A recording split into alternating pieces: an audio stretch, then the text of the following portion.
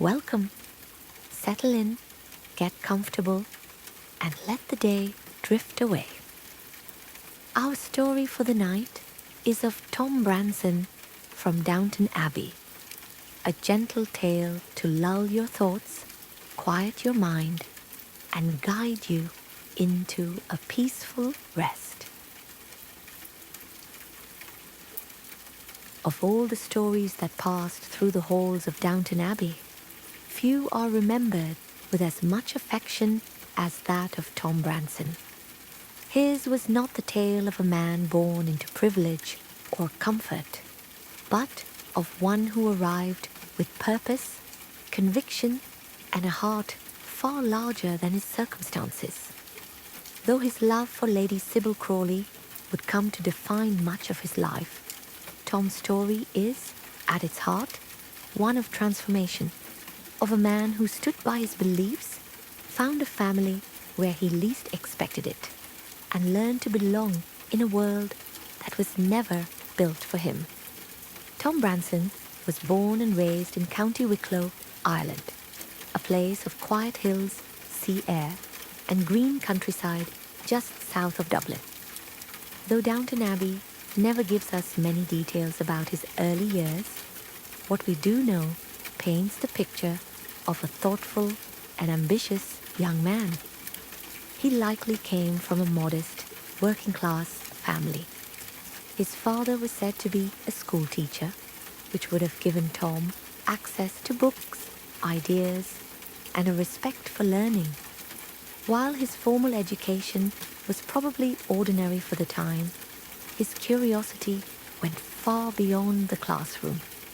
Even as a young man, he seemed to have a keen understanding of the world, of politics, people, and the forces that shape everyday life.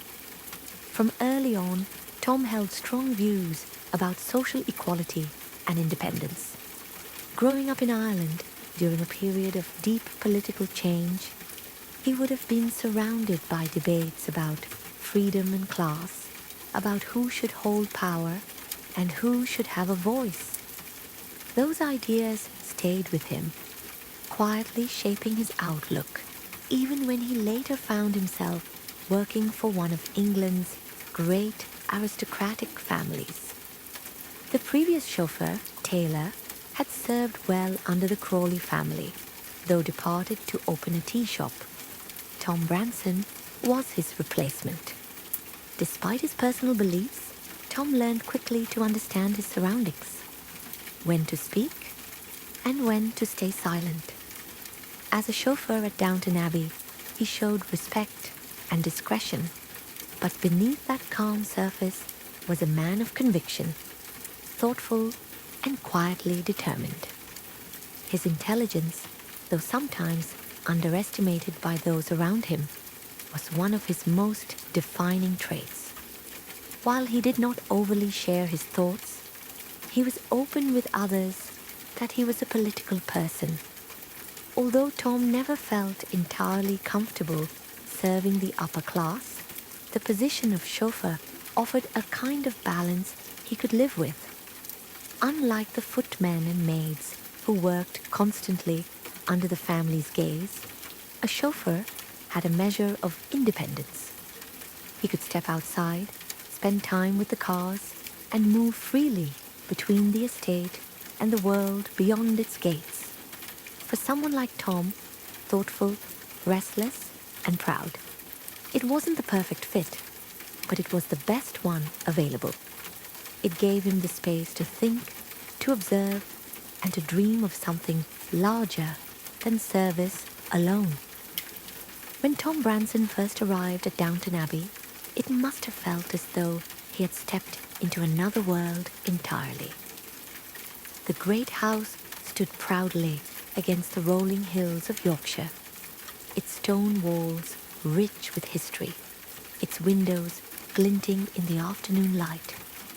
For Tom, who had grown up among Ireland's green fields and modest homes, the sheer size and presence of Downton spoke of generations of wealth and tradition. It was, in every sense, the heart of the English upper class, grand, orderly, and still. But behind the formality, Tom found something he did not expect: warmth.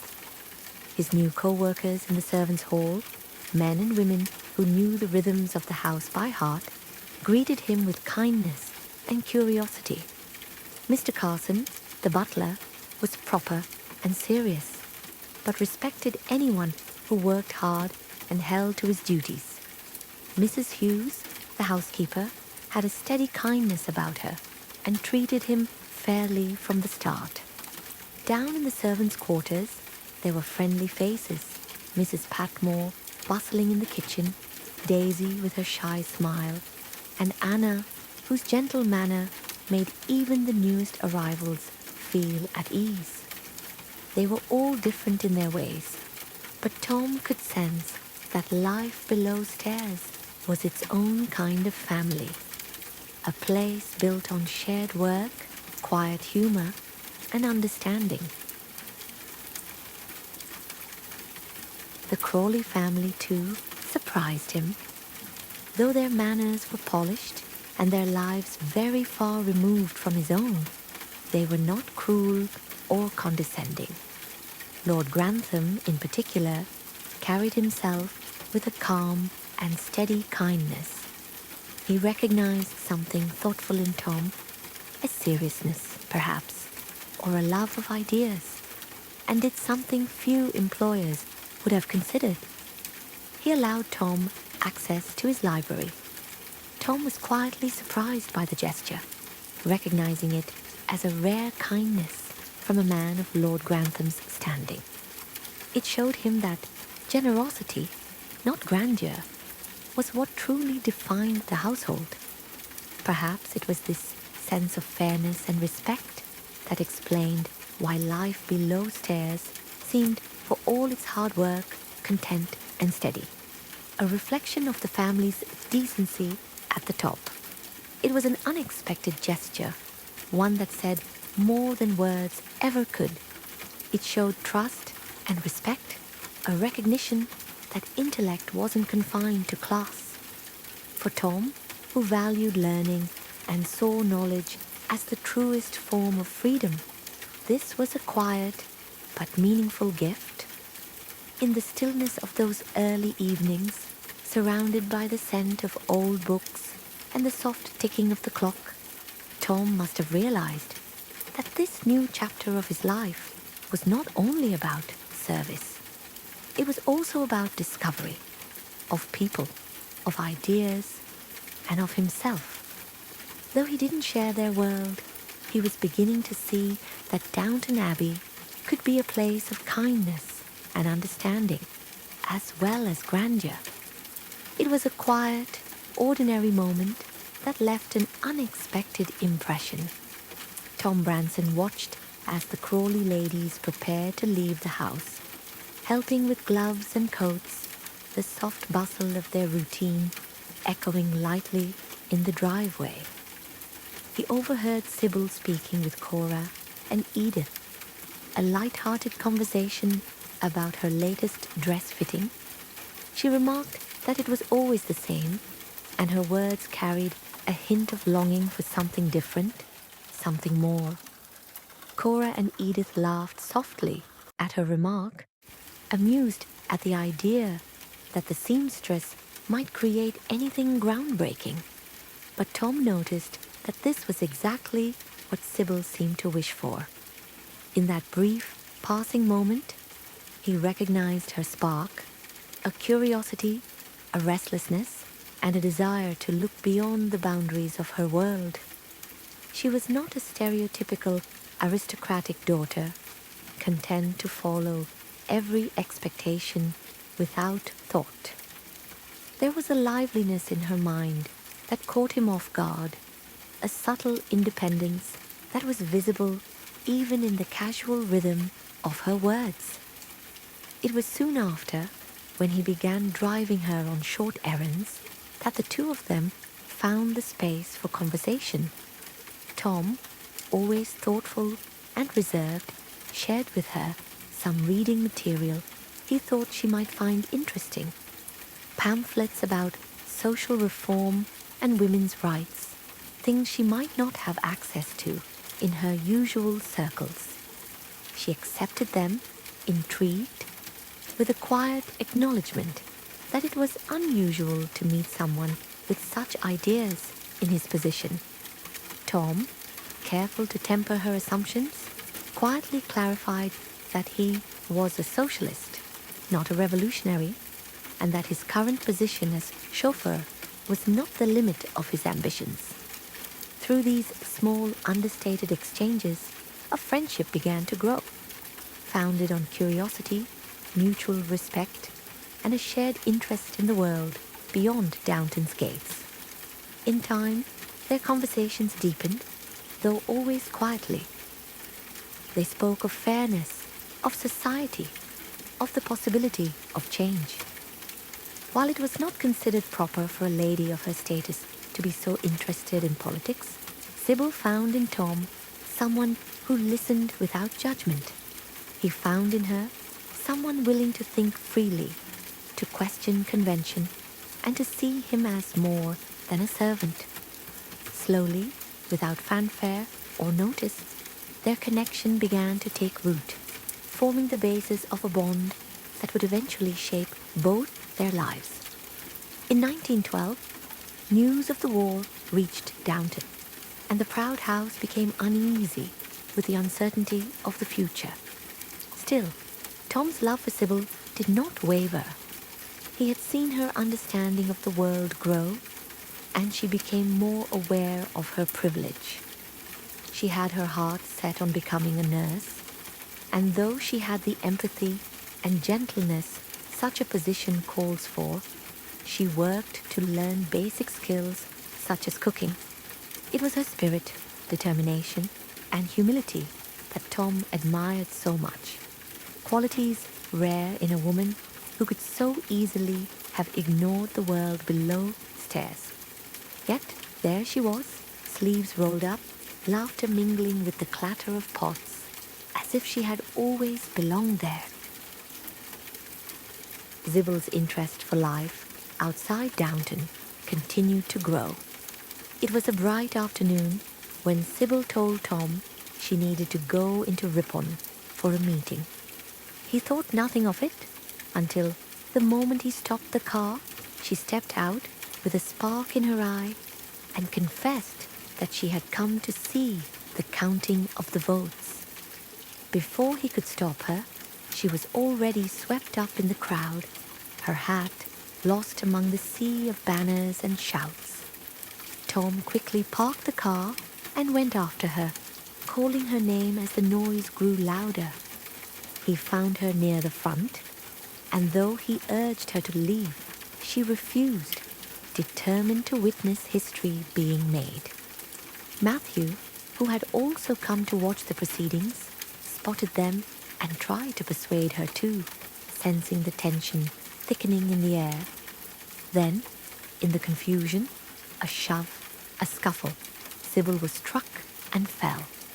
Tom caught sight of her just in time, rushing forward to lift her from the crush. Blood ran from her temple as he carried her through the streets to Crawley House, desperate for help, unwilling to let her go until she stirred again. When Lord Grantham heard what had happened, his fury fell upon Tom, accusing him of endangering her. But Sybil, pale yet steadfast, spoke for herself, saying she had gone of her own will. Her father's anger faltered then, and Tom was spared dismissal, though from that day on, Sybil's father's wariness for the family chauffeur grew. The world changed with the war, and Tom, ready for the changing tides, found the courage to confess his love for the youngest lady of the house. She at first says she is flattered, and Branson rejects the response immediately, understanding the secret code of a posh no. He is respectful, cordial, yet robotic when he tells her he will hand in his notice to the family, sure he cannot keep his position after such a confession. Sybil assures him that her family will hear no such thing from her. Time goes on. Sybil keeps her word, and Tom keeps his hope. Tom is soon called by the War Office. He rejects the idea immediately and tells Sybil about it. Firstly, he is an Irishman and he has no intention to fight for the British Army. But still, always sure to keep a political stance, he tells her he instead plans to be a conscientious objector. Sybil warns him against this, telling him he will surely be thrown in jail for speaking out against the war so publicly. But Tom has nothing if not his principles. He tells her he would rather keep the record for the rest of his life, adding that at least he will have a life. Such drastic measures are never taken though. Instead, Tom is rejected by the army due to a heart murmur. Sybil, initially worried for his health, is overall relieved that he will be saved from both war and prison. Still, she presses him, asking, why must he always be so angry? Tom is a kind, decent man with a good heart, but he is quick to get fired up, a brashness that Sybil doesn't always understand. She continues that she understands Britain wasn't at its best during the Easter Rising in 1916, but this only ignites Tom's anger. He tells her that during that time, a cousin of his was walking in street in Dublin when he was shot and killed by an English officer, a life taken only due to the unwarranted assumption that he was probably a rebel. Sybil is sorry, realizing she had not known, but the memory is too painful for Tom to bear, and he leaves his beloved. In that quiet moment, more is revealed of Tom, his conviction, his grief, and the wound that shapes the man he has become. Sybil understands him a little more now, and though distance lies between them, it is filled with the ache of empathy and unspoken affection. Still, we see Tom's anger not simply as rage against corruption, but as grief turned to defiance, a lingering wound from the senseless death of his cousin. The injustice of it festers quietly within him, shaping his view of those in power and the systems that allow such cruelty to endure. Determined to make his feelings known, Tom thinks of another way to strike back at the army. He volunteers to serve as a footman at a dinner party where a prominent general will be in attendance. The plan forms in his mind with a reckless sort of conviction, not to harm, but to humiliate, to expose the arrogance he despises. Before the evening, he writes Sybil a note, asking for her forgiveness for what he is about to do, and hides it among her washing so that it will reach her in secret. And yet, she still does not have an answer for Branson. He waits, as he always has, patient but quietly pained, his hope tested with every passing day. Her hesitation disappoints him, though he tries not to show it. Still, her growing affection betrays her resolve. It is there in her eyes, in the softness of her voice, in the moment her hand lifts, almost without thought, to touch his cheek. A fleeting gesture, but one that says more than words ever could. When Matthew and Lavinia announce that their engagement is back on and that they are to be married at Downton, something shifts within Sybil. The war is over. Its urgency, its upheaval, has passed. Around her, life is finding its order again, and she realizes she must decide what her own future will be. For too long, she has stood between two worlds, duty and desire, expectation and freedom. But now, the choice feels clear. Branson has waited so long for her to speak the words that, when they finally come, he can scarcely believe them. Sybil tells him he may kiss her, but that is all, at least until everything is settled. To him, that is enough, more than enough. For that single kiss carries every hope he's ever held, every silent promise they've shared, and the certainty that their lives, from this moment on, will never again be the same. And then the night comes. Sybil turns in early, telling her family she is ill. She leaves only a note for Mary, which she finds in her room with Anna by her side, witnessing the first consequences of Sybil's decision. Even with Mary's tepid support, she sounds the alarm with Edith when Sybil leaves a note that she has run away to elope with Tom. The pair of sisters find the third with her beloved Tom and talk her out of this plan to sneak off in the middle of the night under the pretense of illness. Mary begs her to let their parents get used to the idea, pointing out how the recklessness of the decision only will further push the family away. Sybil hears her sister's concerns and agrees to return to Downton with them. While Tom is disappointed and feels aware of a hidden agenda to talk Sybil out of the entire relationship, both his stubbornness and patience get him through the setback. Unable to let go of the momentum, Tom appears one evening. With the entire household gathered before dinner, he enters the sitting room. The atmosphere is bright with conversation until his arrival draws an unexpected stillness. Present are Lord and Lady Grantham, their daughters, Lady Grantham's mother, Lady Crawley, Matthew, and even Mr. Carson, all assembled, unaware of what is to come. With quiet resolve, Tom announces their plan. He and Sybil are to leave Downton. Sybil will remain until after Matthew's wedding to avoid the worst of the scandal, while Tom departs sooner to take a position at a newspaper. Their intention is to settle in Dublin, where Sybil will stay with Tom's mother before they marry. She hopes to continue her nursing work there, an idea that, to her parents, feels unthinkable. The room erupts.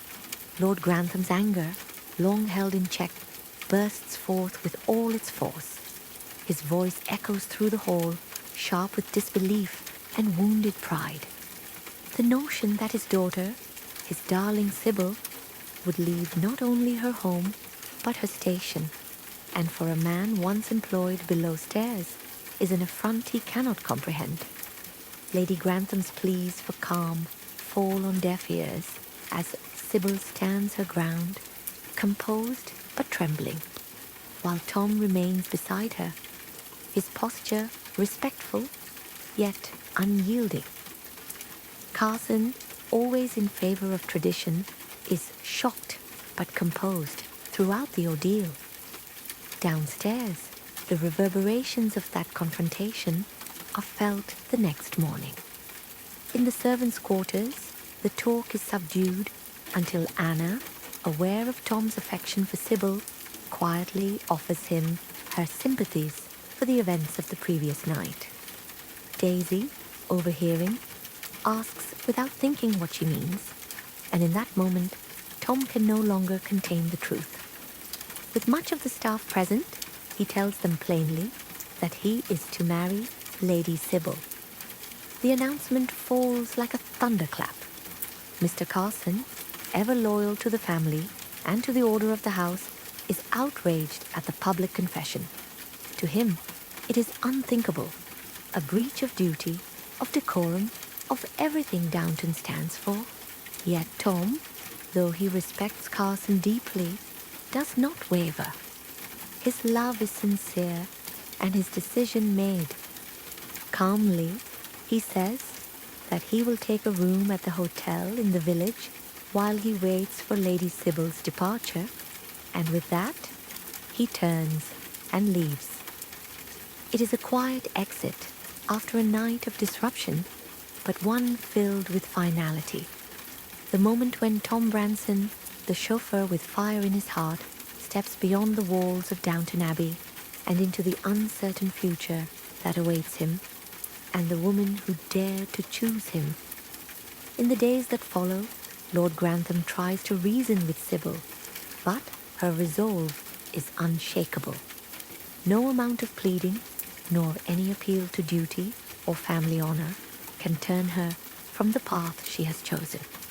His threats to cut her off, to sever her allowance, to remove her from the comfort and protection of Downton, leave her unmoved. Sybil has seen too much of the world beyond those walls to be swayed by the loss of privilege. What she seeks now is purpose and love and the freedom to live by her own convictions. In desperation, Lord Grantham turns to Tom. He meets with him privately, believing that money might succeed where reason has failed. The offer is made with some insult, disdain dripping from each word Sybil's father states, a sum meant to buy his silence, his absence, perhaps even his shame. But Tom refuses, his voice steady, his pride unbending. He tells Lord Grantham that he needs no payment, that he can make Sybil the happiest woman alive without a penny of her fortune. He speaks plainly of honor, rejecting the notion that such a virtue belongs only to the upper class, who so often pretend to hold the monopoly of it. Eventually, Lord Grantham concedes defeat. The battle between duty and love has run its course, and though he cannot bring himself to celebrate their union, he begins to understand the truth of it. At Lavinia's funeral some weeks later, surrounded by grief and reflection, he finds the two of them standing together. Sybil's hand resting lightly in Tom's, her expression calm and certain. In that quiet moment, something in him softens. He looks at his youngest daughter, the child who had always been the most spirited, the most hopeful, the one whose heart so often led where reason could not follow. And he recognizes that same determination now. It is not rebellion, he realizes, but conviction and love. With a heavy sigh and a father's weary tenderness, he gives them his blessing, though not without warning her that her life will be very different from what she has known. Sybil only smiles, and for the first time, he understands that this difference, this life she has chosen, is precisely what she has longed for all along. By the close of 1919, word spreads that Tom and Sybil are married. Their wedding, held somewhere between April and December of that year, is a modest affair, far from the grandeur that might once have surrounded the youngest Crawley daughter. Of the family, only Mary and Edith attend, standing faithfully by their sister's side as she begins her new life. Cora, still recovering from the Spanish flu, is too unwell to travel, while Robert and Violet feign illness rather than face the shame of such a union. Even so, Sybil's joy is undimmed.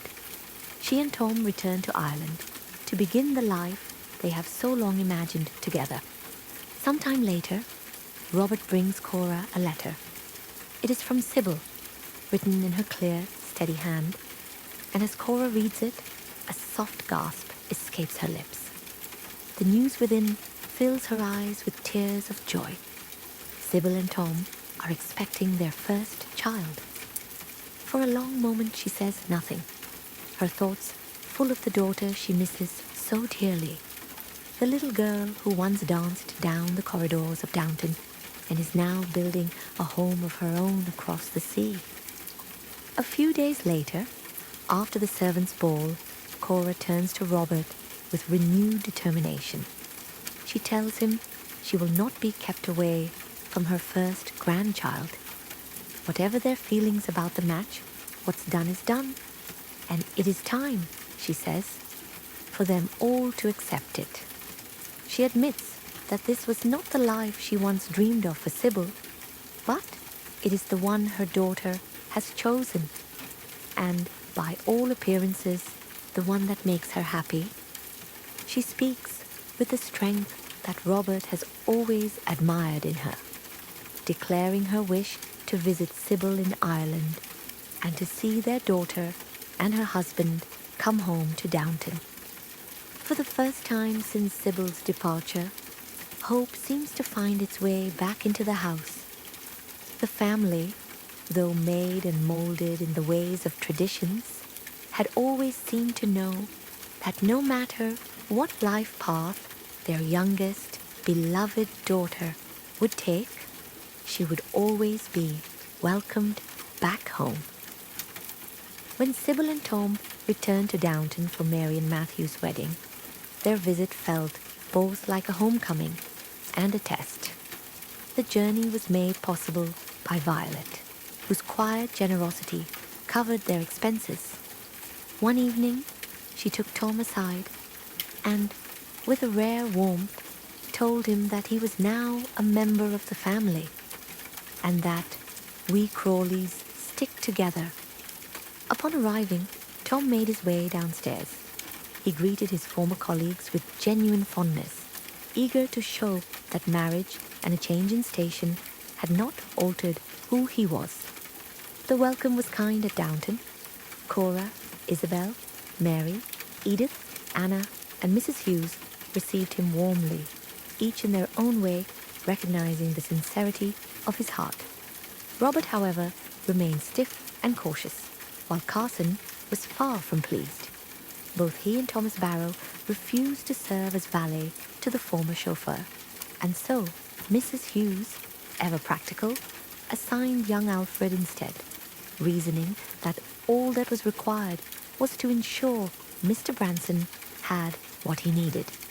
Even so, the tension between Tom's principles and his new surroundings soon surfaced.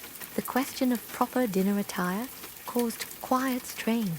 Sybil suggested he purchase evening clothes with the money Violet had given them, but Tom refused on principle, unwilling to spend charity on what he saw as empty pretension. His stubborn honesty both frustrated and endeared him to those around him.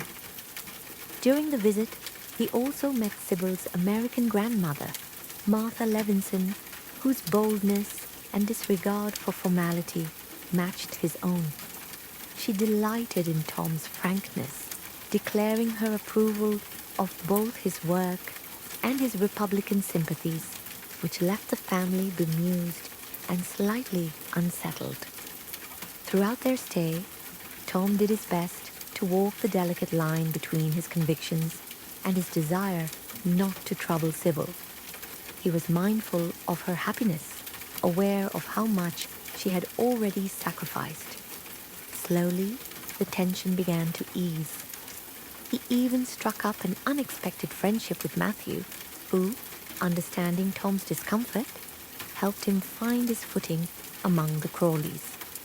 Over time, Tom relented a little, admitting with good humor that he had grown tired of discussing his clothing at every meal, and eventually began wearing evening dress. The pre-wedding dinner, however, brought humiliation. Among the guests was Larry Gray, a former suitor of Sybil's, whose resentment had not cooled. Unbeknownst to Tom, Gray slipped something into his drink, and before long, Tom's speech grew slurred, his temper rising as he spoke too freely of politics and class. The room grew tense as he voiced his Republican ideals with increasing fervor, to the visible discomfort of the assembled company and the cruel amusement of Larry Gray. But the truth soon came to light. Sir Anthony Strallan, ever observant and honourable, revealed that he had seen Gray tampering with Tom's glass before dinner. When confronted, Larry showed no remorse, sneering that Tom was only a grubby little chauffeur chap. His words ignited the room. Robert, Matthew, and Lord Merton, Larry's own father, all rose in anger. Lord Merton apologized at once, expressing his shame and hoping that Tom would recover in time for the wedding. In a gesture that surprised everyone, Matthew declared his solidarity with Tom, announcing that he wished Tom to stand beside him as his best man. The room fell silent before hesitant, and then steady applause rippled through it. Sybil's eyes shining with pride, Mary and Isabel visibly moved, while Robert and Carson looked on in shock with traces of hesitation. Tom, still drowsy from the effects of the drugs, recognizes his faultless blunder and apologizes. While the scene is confided within the walls of Downton, the family, guests, and staff are all shaken up. Before the wedding, Tom lost his fight over attire, ultimately wearing one of Matthew's old mourning suits, loaned by Violet and Isabel, since he was to serve as best man. Later, he played a quiet but important role in helping Matthew reconcile with Mary after a tense argument.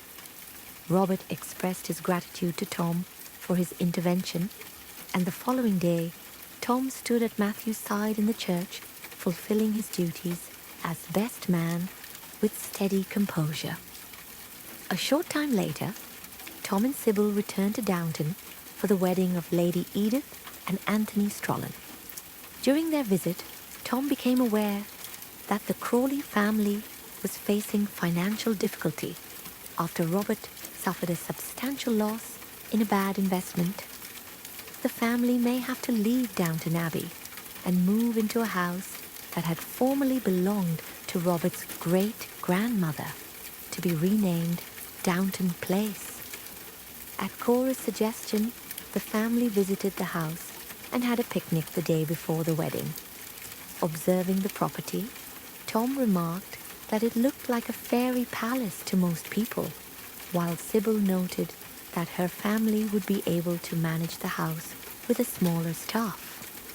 However, Matthew later accepted a large fortune, which meant the Crawley family could remain at Downton Abbey rather than relocate. During dinner one evening, Sir Anthony mentioned to Tom that Edith had told him Tom had an interest in politics. Robert, politely amused, remarked that Tom is the family's tame revolutionary, to which Sir Anthony replied, "Every family should have one." Later, as Tom and Matthew left the room to play a game of billiards, Robert confided that the family was getting used to Tom and hoped Sir Anthony would come to accept him as well. On the day of Edith and Anthony's wedding, Tom sat in the church next to Sybil, Violet, and Isabel, witnessing Anthony leave Edith at the altar. Both he and Sybil were shocked and distressed for Edith. Sybil loved her sisters deeply and hoped they all would find true love. Tom, now an extension of Sybil and having his own trials and tribulations with affairs of the heart, hurt for his sister-in-law. Following the ceremony, they returned to Dublin, leaving Downton once more behind. But there was more clarity now. The doors of Downton were open for them.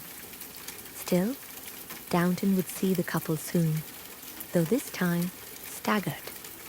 Not long afterward, Tom returned to Downton alone, having run into trouble with the Irish police for being present at the burning of an aristocratic family's house and for attending Republican meetings that advocated some level of violence. His sudden arrival surprised his in-laws, and his explanation left them even more shocked. Robert was enraged, both at Tom's reckless behavior and at the fact that he had left Sybil behind to follow him, despite her pregnancy and the dangers of being in unfamiliar Ireland. Tom, for his part, appeared genuinely upset with himself, regretful for the choices that had led to this crisis. Carson, upon hearing the news, confided to Mrs. Hughes that he had known it would happen, that Tom would bring shame and dishonor to the house. Mrs. Hughes, however, suggested they wait until morning before passing judgment. Later, Carson briefly suspected that Tom might have attempted to burn Downton itself, only to discover that Mrs. Hughes was merely adjusting a new toaster she had purchased. Sybil arrived safely at Downton the following day. Tom was visibly relieved and overjoyed to see her, and they shared a heartfelt kiss and embrace upon reuniting. Robert was asked to intervene on Tom's behalf, which he did, but only for Sybil's sake. He secured Tom's freedom on the condition that he remain at Downton and not return to Ireland. Otherwise, he would face arrest. Tom was thunderstruck and furious at the ultimatum, insisting that he needed to be in Ireland to witness the revolution firsthand. Sybil, unaware that he had attended several meetings of revolutionary groups, firmly insisted that he stay and that their child be born at Downton, despite Tom's wish for a Dublin birth. She argued that Downton could provide them with the peace and safety they required. Even as Tom expressed gratitude for having been spared imprisonment, Robert remained skeptical, convinced that Tom's civility was motivated only by a desire to keep the peace with Sybil. Tom was at Sybil's side when she went into labor, quietly discussing their future and sharing his hopes that his brother in Liverpool might have openings at his workplace, meaning he could return to working with cars. Sybil, however, insisted that they must move forward together and made Tom promise that he would stay committed to her and their child. Tom felt helpless seeing her in pain, yet he took comfort in her appreciation that he was there. As labor progressed, Dr. Clarkson became concerned when Sybil began showing signs of eclampsia, a life-threatening condition. Despite his warnings, both Robert and Sir Philip, who had been hired by Robert because he was a high-profile obstetrician and a peer, ignored Clarkson's advice. Sir Philip believed that taking Sybil to a public hospital would be far too risky for her and the baby. The family, including Tom and Cora, were deeply troubled by this, but time ran out to pursue Clarkson's option. While Sybil gave birth, Tom waited anxiously in the library with Robert, Matthew, and Violet until Mary arrived to announce that Sybil had delivered a baby girl safely and that both mother and daughter were doing well. Tom immediately went to see his wife and child, telling Sybil how beautiful their daughter was and how much he loved her. Sybil, beautiful as ever, smiled at her loving husband and her newborn daughter. The sweet moment did not last enough. Later that night, Sybil's condition deteriorated rapidly. Tom remained at her bedside as Cora and Robert were summoned, desperately seeking answers and help. As her symptoms worsened and seizures began, Tom became increasingly fearful and devastated. Dr. Clarkson informed him and the family that it was eclampsia, and tragically, once the seizures had begun, nothing could be done to save her. Tom pleaded with the doctors to help her, even as Matthew questioned how, in that era, medical intervention could fail so completely.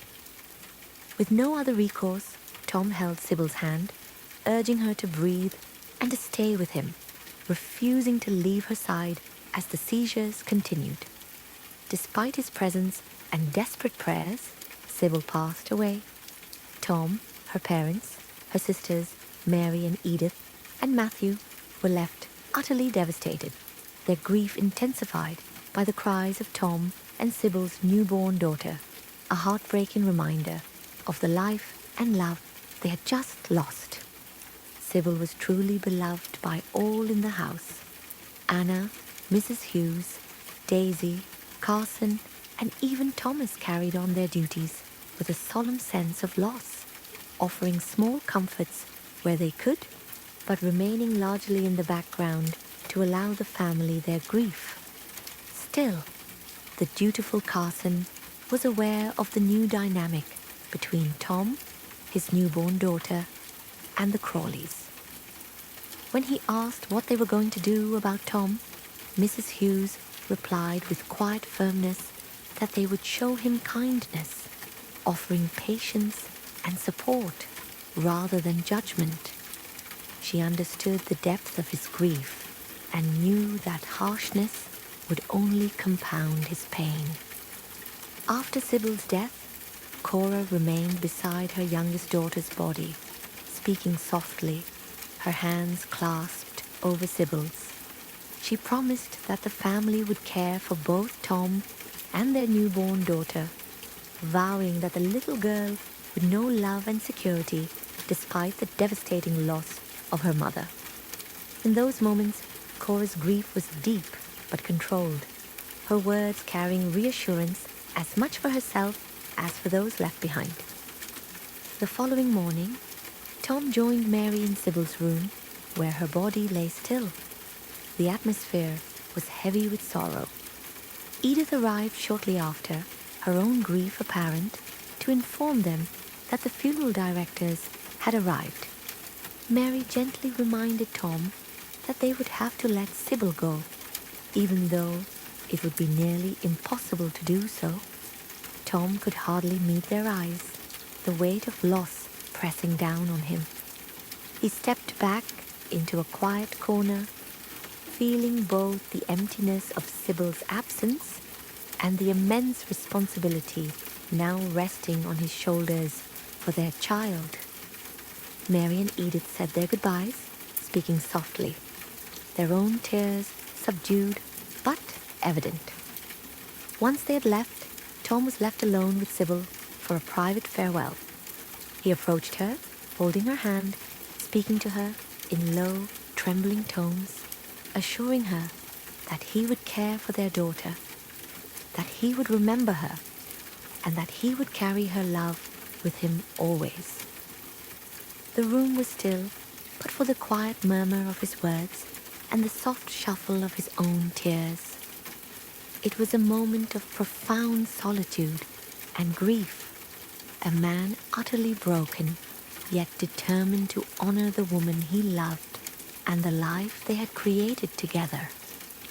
Even as he left the room, Tom's sorrow followed him.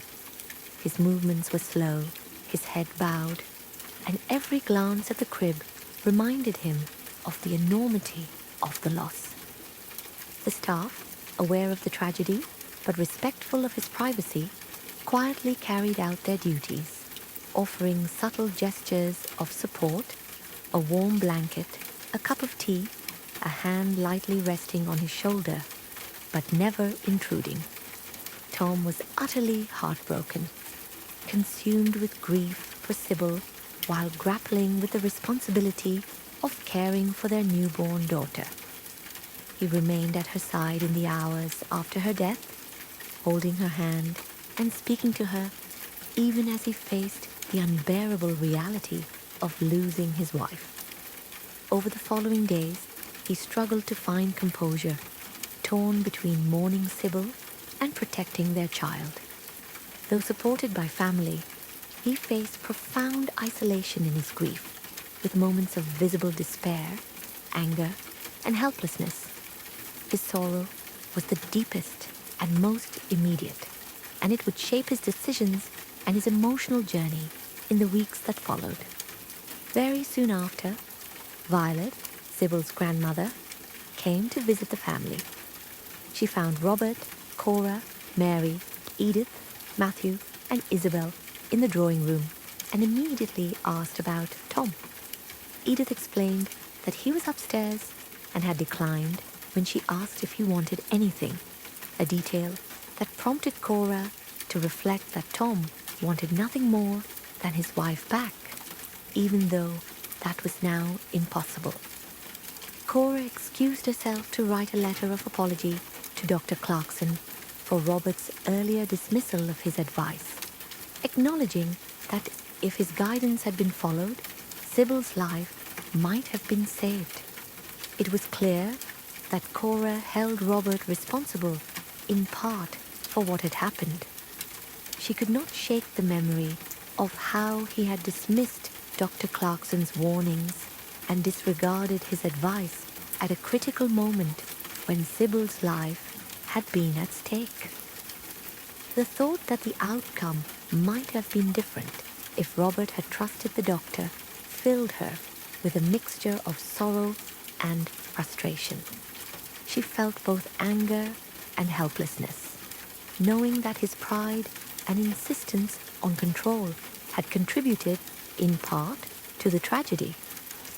Though she did not vocalize all of her feelings at once, her intention to write the apology to Dr. Clarkson revealed the depth of her conflicted emotions: grief for her daughter, concern for Tom and the baby, and the lingering disappointment and blame she harbored toward her husband. The room was heavy with unspoken tension, each family member aware of how fragile they now were, and how the shadow of Sybil's death had unsettled even the strongest among them.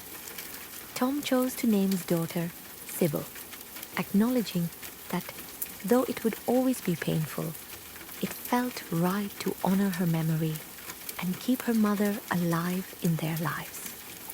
He also made the decision that she would be baptized Catholic, following his own faith and emphasizing her Irish heritage.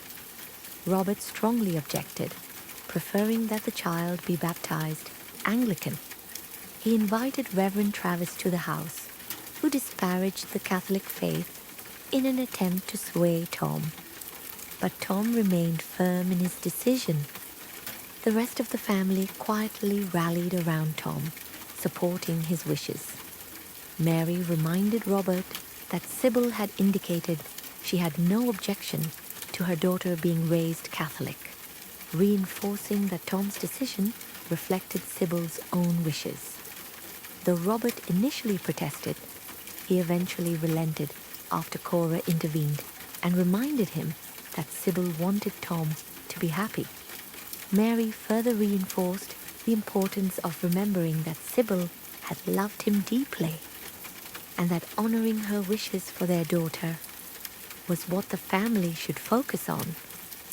Tom arranged for his daughter's christening at the Catholic Church in Ripon, determined to honor both his faith and his late wife's wishes. At first, he considered inviting only Mary and Matthew from among the Crawleys, but Mary gently persuaded him to include the rest of the family, believing that allowing them the chance to behave with decorum was important. He asked Mary to be Sybil's godmother, a request she accepted with quiet pride, and designated his brother Kieran from Liverpool as godfather. Kieran arrived at Downton with the casual confidence of someone used to working with his hands and the lower orders, and though he initially preferred to dine with the servants, Tom insisted he join the family upstairs, refusing to allow the gesture of Lady Grantham's invitation to be slighted. Carson, ever attentive to propriety, later remarked with approval on Tom's respect for tradition in honoring her. In the weeks that followed, Matthew began to draw Tom into discussions about the estate, discovering a depth of knowledge and practical insight that surprised him. Tom spoke of his grandfather, a tenant farmer in Galway who specialized in black-faced sheep, and offered perspectives on land and management that showed a natural intelligence and an understanding of responsibility. When the estate's long-serving financial agent, Jarvis, resigned, Violet suggested Tom as a replacement, seeing in him the combination of skill, loyalty, and integrity necessary to manage Downton's affairs. Although Tom had previously planned to move to Liverpool to work alongside Kieran, Violet persuaded him that his daughter's future and well-being could not be entrusted to the care of a man given to indulgence. Instead, he moved into the agent's house at Downton with his daughter and her nanny, embracing his new role and the responsibility it entailed. As he settled into the position, Tom and Matthew began to craft a plan to purchase farmland to ensure a stable financial foundation for Downton. The idea of modernizing the estate was initially met with alarm by Lord Grantham, who feared the erosion of long-standing traditions and the disruption of familiar routines. In a tense and heated discussion, Grantham warned that he might withdraw entirely from the enterprise if the two pressed forward. Tom, however, responded with calm reason and quiet authority, appealing to the shared interest of the family and the estate itself. He made clear that, despite differences in background and upbringing, the success of Downton depended on the combined efforts of Grantham, Matthew, and himself. His words carried weight, showing a blend of respect, intelligence, and the earnest desire to do right by Sybil's memory. Gradually, Lord Grantham's defences softened. He acknowledged the importance of Tom's contribution and, recognizing his sincerity, agreed to support the plan, but not without requiring Tom's participation in the upcoming cricket match against the village, a symbolic reminder of the estate's traditions. Tom accepted without hesitation, embracing both the responsibilities and the rituals of his adopted family. Through these developments, Tom began to secure his place not only within the workings of Downton Abbey, but within the family itself.